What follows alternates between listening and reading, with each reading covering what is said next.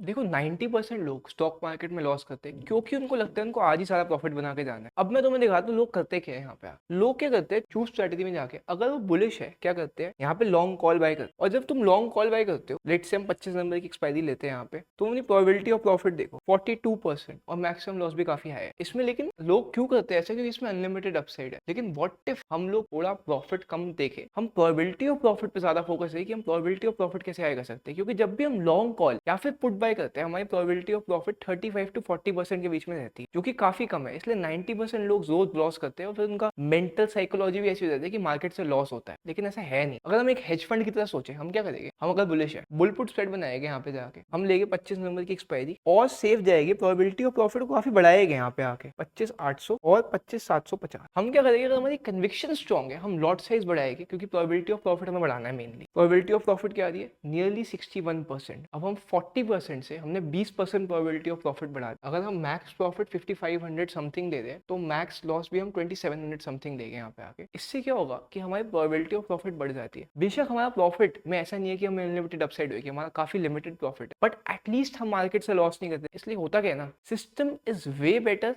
Then unlimited upside.